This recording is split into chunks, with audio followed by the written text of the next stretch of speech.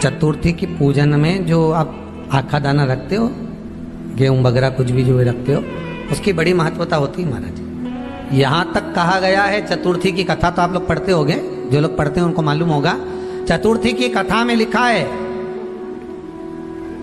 चौथ माता के व्रत में वर्णन किया गया है कि वो आखा दाना जो रखा जाता है, मान लो कोई जरूरी काम होता है तभी आखा दाना को रखा जाता है, संभाल के रखते हैं कि हम इस काम के लिए जा रहे हैं और हमारा ये कार्य सफल होना चाहिए। तो जिसने चतुर्थी का व्रत करा है, जिसने चंद्रदेव का पूजन करा, चतुर्थी का व्रत करा, वो गणेश जी से विनती करके वहां से 2-4 आखा दाना उठा ले, और जो व्यक्ति का काम अटक रहा है अपने ही घर का, पर दूसरे कुल को नहीं देना, अपने ही कुल के अंतर्गत जो काम अटक रहा है उसकी जेब में, उसके पल्लू में उस चीज को रख दिया जाए। तो चतुर्थी जो अगली आती है, जैसे आप महीने की करते हो तो महीने की, और आप जैसे करते हो कि 4 अलग बड़ी बड़ी चतुर्थी करते हो तो उसके अनुसार आपका कार्य सिद्ध होता ही है। उस आखे दाने का इतना महत्व होता है क्योंकि चतुर्थी का व्रत करने वाली माता जब व्रत करती है तो स्वयं चतुर्थी की कथा में लिखा हुआ है कि पार्वती जी गणेश जी से चतुर्थी की कथा बचवाती। तो चतुर्थी की कथा जब होती है तो उसको स्वयं गणेश जी बाच रहे हैं। तो व्रत कौन सुन रही है? माता पार्वती। और आपने जो आखा दाना लिया वो गणेश जी के भाव से लिया, गणेश जी से निवेदन करके, विनय करके, प्रार्थना कर उसको प्राप्त किया। तो जिनकी यहाँ संपदा की कमी होती है, वैभव की कमी होती है, लक्ष्मी की कमी होती है, प्रतिष्ठा की कमी होती है, धन की कमी होती है, उसके लिए बुधवार के दिन अगर शंकर पर 1 लोटा पानी चढ़ाया जाता है तो जिन लड़कियों का विवाह नहीं हो रहा, जिन बच्चों का विवाह नहीं हो रहा, उन बच्चों के भी विवाह हो जाते हैं। हमारा वृद्धि से मतलब होता है जिस कन्या या वर का विवाह नहीं होता, 40 साल हो गए या 30 साल हो गए, या जब 28 के बाद में लड़का लड़की क्रॉस हो जाए कि 29 में, 30 में, 32 में, 34 में, 40 तक पहुंच गए और विवाह नहीं हो रहा है, तब बेलपत्री के जो पेड़ होता है, वृक्ष होता है, उस वृक्ष की जो डाली होती है, उस डाली के मनकों से जो माला बनती है, बाजार में भी मिल जाती है बेल की माला, उस माला को भगवान शंकर को समर्पित कर कर बेलपत्री के वृक्ष के नीचे बैठ कर भगवान शंकर का पंचाक्षर मंत्र का जाप करना है। कौन सा मंत्र है? पंचाक्षर। पंचाक्षर मंत्र कल बताया था, नमः शिवाय। अगर रसोई घर से भोजन में तुलसी डलकर अगर ठाकुर जी के सामने वो थाली रखी तो ये पक्का है वो थाली ठाकुर जी नहीं जीमेंगे, क्योंकि उसमें तुलसी रखी हुई आई है। हाँ, जब ठाकुर जी के सामने थाली रखा गई और तुमने थाली रखने के बाद में मंदिर के सामने बैठ के फिर तुलसी डाली तो ठाकुर जी उसको स्वीकार कर लेते हैं। क्यों? क्योंकि 33 करोड़ देवी देवता एक जगह पर विराजमान हैं। जब हम थाली रखते हैं, प्रथम देव उस भाग को ग्रहण कर ले। जब तक तुलसी डालते हैं, प्रथम देव अपनी दृष्टि हटा लेते हैं। समय होता है, एक टाइम होता है, एक पल होता है, एक घड़ी होती है कि गणेश जी महाराज हमारे घर में आ गए।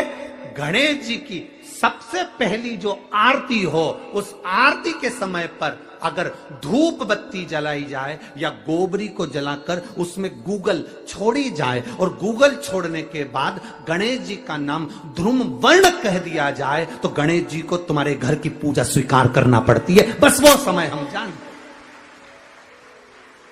हम तो बस उतना जानते हैं कि शिव महापुराण में लिखा और मुद्गल पुराण में लिखा, गणेश पुराण में लिखा, गणेश जी का एक नाम होता है ध्रुम वर्ण। क्या नाम है? ध्रुम वर्ण गणेश जी का एक नाम होता है। जब हम धूप जलाकर और धूप लगाने के बाद में गणेश जी की सबसे पहली आरती करने के पहले अगर हम सबसे पहली आरती गणेश जी की कर रहे हो, अपने घर में स्थापना कर रहे हो, बिठा रहे हो, और तुम चाहते हो कि गणेश जी मेरे घर में आके मेरी पूजा को स्वीकार करें और जो मांगू मेरा गणेश मुझे दे 10 दिन के अंदर, तो पहला नाम लेकर पुकार लेना ध्रुम वर्ण विनायक, बैठो, बस काम हो गया। वो फिर ही होकर आता। सुंदर जोड़ी थी शंकर और पार्वती की, सही है कि गलत है? कभी नहीं झगड़ते थे। इसलिए पृथ्वी पर ना तो लक्ष्मी जी के व्रत हैं, ना ब्रह्माणी के व्रत हैं, ना इंद्राणी के व्रत हैं। अगर पूरी पृथ्वी पर सबसे ज्यादा व्रत किसके हैं? माता पार्वती। तीज का व्रत किसका? पार्वती का। चतुर्थी का व्रत किसका? पार्वती का। चौथ का व्रत किसका? पार्वती का। छठ का व्रत किसका? पार्वती का।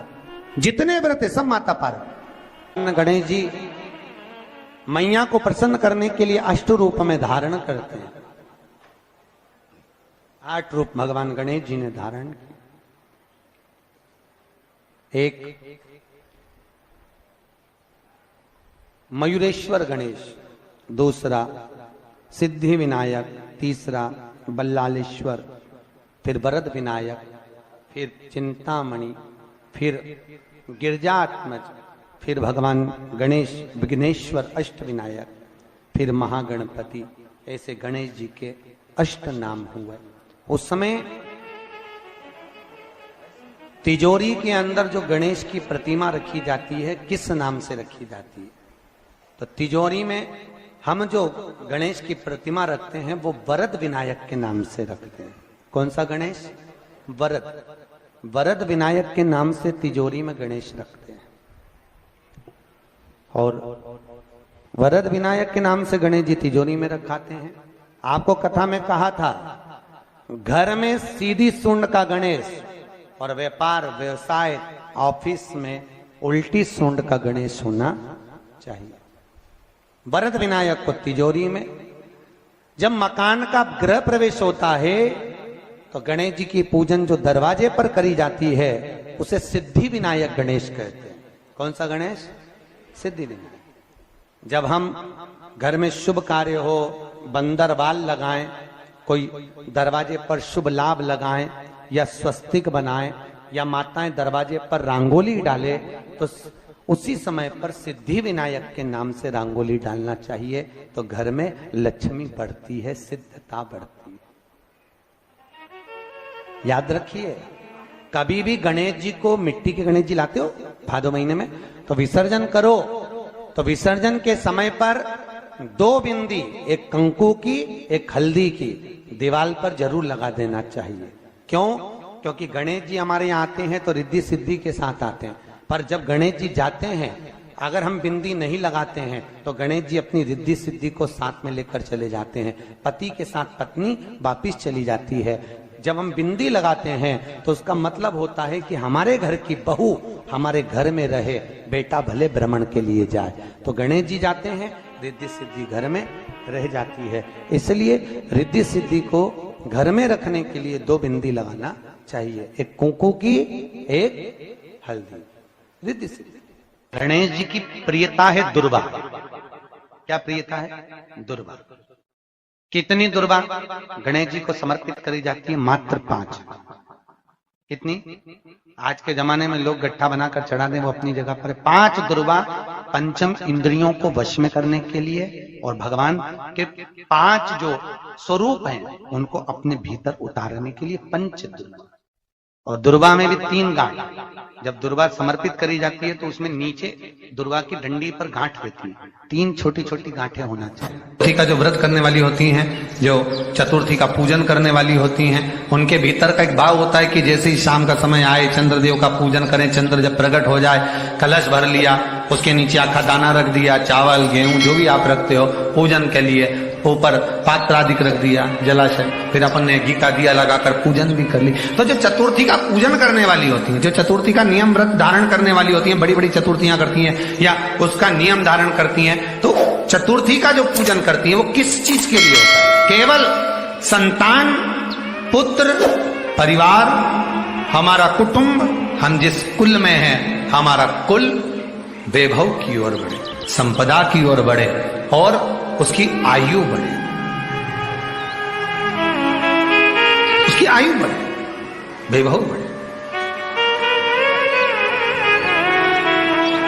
बहुत ध्यान दीजिएगा महाराज। चतुर्थी की पूजन में जो आप आखा दाना रखते हो, गेहूं वगैरह कुछ भी जो रखते हो, उसकी बड़ी महत्वता होती है महाराज। यहां तक कहा गया है, चतुर्थी की कथा तो आप लोग पढ़ते होंगे, जो लोग पढ़ते हैं उनको मालूम होगा। चतुर्थी की कथा में लिखा है, चौथ माता के व्रत में वर्णन किया गया है कि वो आखा दाना जो रखा जाता है, मान लो कोई जरूरी काम होता है तभी आखा दाना को रखा जाता है, संभाल के रखते हैं कि हम इस काम के लिए जा रहे हैं और हमारा ये कार्य सफल होना चाहिए। तो जिसने चतुर्थी का व्रत करा है, जिसने चंद्रदेव का पूजन करा, चतुर्थी का व्रत करा, वो गणेश जी से विनती करके वहां से 2-4 आखा दाना उठा ले, और जो व्यक्ति का काम अटक रहा है अपने ही घर का, पर दूसरे कुल को नहीं देना, अपने ही कुल के अंतर्गत जो काम अटक रहा है उसकी जेब में, उसके पल्लू में उस चीज को रख दिया जाए, तो चतुर्थी जो अगली आती है, जैसे आप महीने की करते हो तो महीने की, और आप जैसे करते हो कि 4 अलग बड़ी बड़ी चतुर्थी करते हो, तो उसके अनुसार आपका कार्य सिद्ध होता ही है। उस आखे दाने का इतना महत्व होता है क्योंकि चतुर्थी का व्रत करने वाली माता जब व्रत करती है तो स्वयं चतुर्थी की कथा में लिखा हुआ है कि पार्वती जी गणेश जी से चतुर्थी की कथा बचवाती। चतुर्थी की कथा बाची किसने थी? स्वयं गणेश जी महाराज। और सुनी किसने थी? माता पार्वती। बाचने वाले गणेश जी थे, सुनने वाली माता पार्वती थी। तो चतुर्थी की कथा जब होती है तो उसको स्वयं गणेश जी बाच रहे हैं, तो व्रत कौन सुन रही है? माता पार्वती। और आपने जो आखा दाना लिया वो गणेश जी के भाव से लिया, गणेश जी से निवेदन करके, विनय करके, प्रार्थना कर उसको प्राप्त किया। जितने आस्था चैनल पर कथा सुन रहे हो, जितने फेसबुक और यूट्यूब पर सुन रहे हो, और जितने इस छत्तीसगढ़ की पावन धरा पर बैठकर सुन रहे हो, बहुत सावधानी से सुनना। एक छोटा सा कपूर का टुकड़ा जब आरती में जलाया जाता है तो ये कपूर क्यों जलाते हैं? इस कपूर का महत्व क्या है? इस कपूर का कारण क्या है? ये कपूर है कौन जिसको हम आरती में जला? क्या जरूरत इस कपूर को आरती में जलाने की? क्या जरूरत इसको यज्ञशाला में जलाने की? क्या जरूरत है इस कपूर को पूजन में जलाने की? स्वयं गुरु बाबा कहते हैं यदि कोई आरती में, पूजन में, घर में एक कपूर का टुकड़ा आरती के बाद में जब समर्पित करेगा तो उसको अश्वमेध यज्ञ का पुण्य प्राप्त हो जाएगा। अश्वमेध यज्ञ के पुण्य को पाने के लिए कपूर का टुकड़ा आज भी आरती में जलाया जाए। एक कपूर का टुकड़ा सुख का, इसीलिए हमारे यहाँ शास्त्र कहता है महाराज, जब आपको घर में अगर ऐसा लगने लगे कि 15 दिन से बहुत बेचैनी है, बहुत दुख तकलीफ लग रही है, कोई ना कोई बीमार पड़ रहा है, कुछ ना कुछ तकलीफें लग रही है, तो एक पीपल का पत्ता ले लो, उसके ऊपर एक कपूर का टुकड़ा ले लो, सारे घर में घुमाकर उसको दरवाजे के बीच मध्य में जलाकर रख दीजिए। थोड़ी सी जला 20 से 25 मिनट के अंदर मकान में एनर्जी वापिस आ जाएगी, उस भवन में एनर्जी वापिस आ जाएगी।